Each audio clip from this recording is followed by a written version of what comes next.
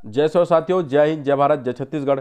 जैसे ही आज कैबिनेट बैठक हुआ, छत्तीसगढ़ सरकार ने 58% शैक्षणिक संस्थाओं में लागू है यह बात कही और साथ ही कहा कि हमने सुप्रीम कोर्ट के निर्देश के अनुसार किया है, जो सुप्रीम कोर्ट ने अंतरिम राहत दिया है।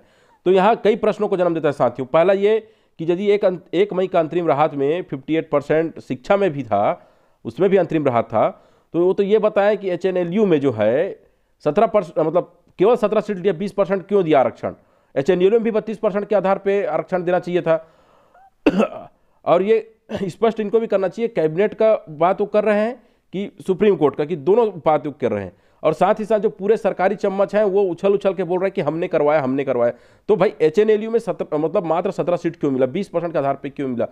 हाँ, यहाँ एक और प्रश्न है साथियों, जो मेडिकल के साथियों के लिए है कि अभी जितने भी मेडिकल के अभ्यर्थियों 20% के आधार पर सीट चॉइस किए हैं, मतलब 20% के आधार पर सीट चॉइस किए हैं, जो कहना चाहिए रायपुर और बिलासपुर जैसे शहर में होता था, वो कहीं कहीं दूसरे जिलों में लिए हैं। तो ये क्या चॉइस का ऑप्शन देंगे कि नहीं देंगे? और ये जो बोल रहे हैं इतना आसान नहीं है ये काम, क्योंकि हम सरकार के रीति नीति से हम वाकिफ हैं। ये सरकार विधेयक बनाता है और उसी विधेयक को अपने ही आदमी लोगों से जाकर चैलेंज करवाता है। तो ये रास्ता इतना आसान नहीं है। अभी बलवंती खलको का केस लगा हुआ है सुप्रीम कोर्ट में। वो जब केस आता है तो उसमें क्या होता है इसको हमको देखना पड़ेगा। और साथ ही साथ सुप्रीम कोर्ट में जो है सरकार का पक्ष रखने वाला वकील है, वो 2 सप्ताह की छूट, मतलब 2 सप्ताह तक उपस्थित नहीं हो पाऊंगा सुप्रीम कोर्ट में, ये क्यों कहता है?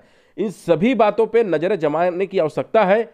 ज़्यादा खुश होने की आवश्यकता नहीं है। यदि सीट मिलता है तो अच्छी बात है, लेकिन हमारे छात्रों को चॉइस भी मिलना चाहिए। और ये सरकारी चम्मचों से हमको सावधान रहने की आवश्यकता है। ये लगातार सरकार के फेवर में ही बात करते हैं, हम केवल और केवल छात्रों के हित में ही बात करते हैं साथियों। पूरे हम जो है 50% के भीतर 32% आरक्षण की बात करते हैं और सही नीति बनाने की बात करते हैं, चाहे वो स्थानीय आरक्षण की बात हो, चाहे 32% आरक्षण की बात हो। धन्यवाद साथियों।